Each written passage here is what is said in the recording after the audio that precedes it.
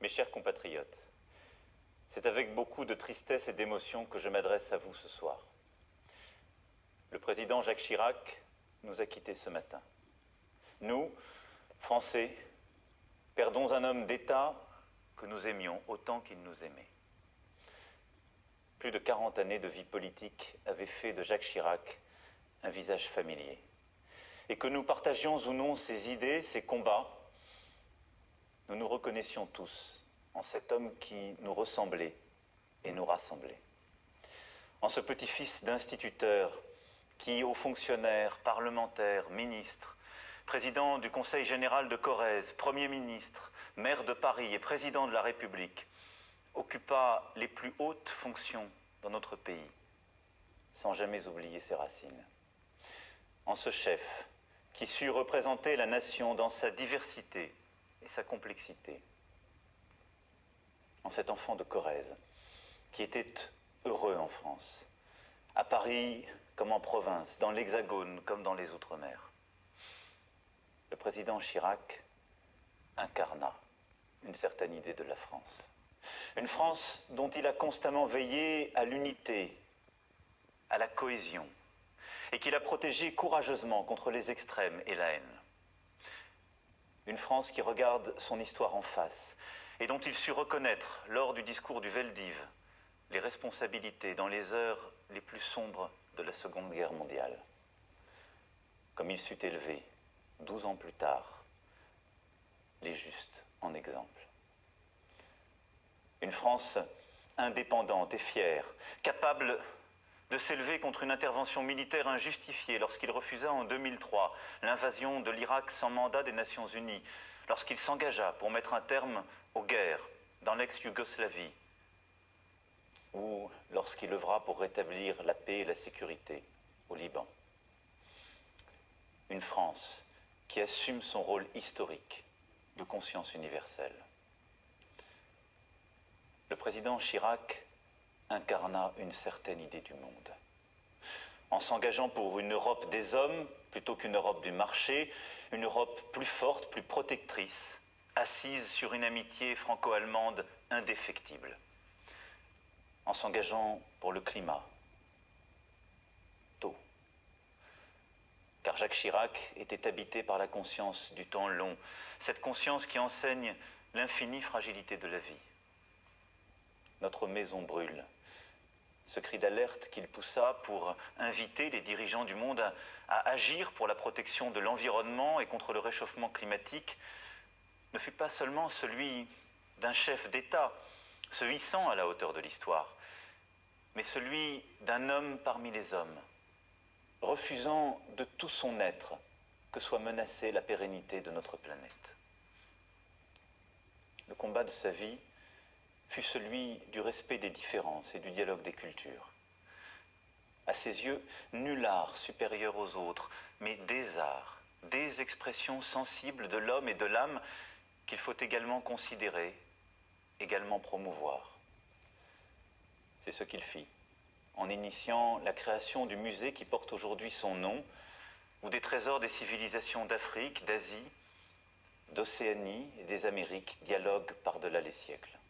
Oui, une certaine idée de la France, une certaine idée du monde, des échanges, des coopérations. Ce soir, le président Chirac n'est pas seulement pleuré dans notre pays. Il l'est à travers l'Europe. Je le sais aussi dans le beau continent d'Afrique qu'il aimait tant et dans le reste du monde. Jacques Chirac était un grand Français, libre, épris de notre terre, pétri de notre histoire et amoureux taiseux de notre culture.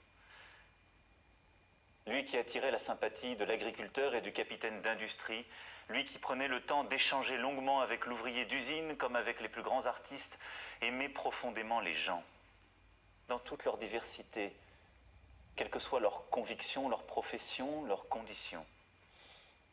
Il aimait les Français pour les saluer, leur parler, leur sourire, les embrasser.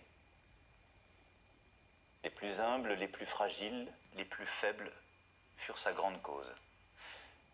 Il ne cessa d'agir pour ceux qui, frappés par le sida, malades du cancer, touchés par le handicap, avaient été bousculés par la vie.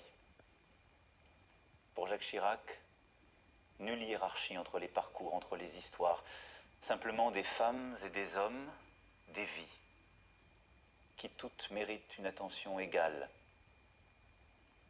une affection égale. Jacques Chirac était un destin français. S'engageant sur les terres familiales de Corrèze, porté par une ambition qui le conduisit à conquérir Paris, il a durant plusieurs décennies tout connu de la vie politique de notre pays. Ce furent des années de conquête, d'énergie, d'appétit et d'enthousiasme. Ce furent des succès et quelques échecs, des fidélités et des déceptions. Si longtemps, nous n'avons osé l'aimer pour finalement concevoir pour lui un attachement affectueux, quasi filial. Jacques Chirac eut aussi des drames intimes que sa pudeur toujours entoura de silence. Ce silence dans lequel ces derniers mois il s'était réfugié. Aussi parce qu'il est des blessures dont un homme ne peut se remettre. Son regard, les traits de son visage disaient encore un peu de lui à la famille et aux amis qui le visitaient. Mais toujours, et je veux ici vous en porter témoignage de manière très personnelle, toujours, il portait en lui l'amour de la France et des Français. Il y a près d'un quart de siècle, par votre choix, vous avez inscrit le destin de Jacques Chirac dans la lignée de ceux qui ont dirigé notre pays. Il mit ses pas dans ceux du général de Gaulle et du président Pompidou qu'il aimait tant, dans le respect de chacun de ses prédécesseurs, le président Giscard d'Estaing, puis le président Mitterrand, pour lequel il sut trouver des mots lumineux lors de sa disparition. Notre pays est fait de ces transmissions qui portent leur mystère et nous dépassent.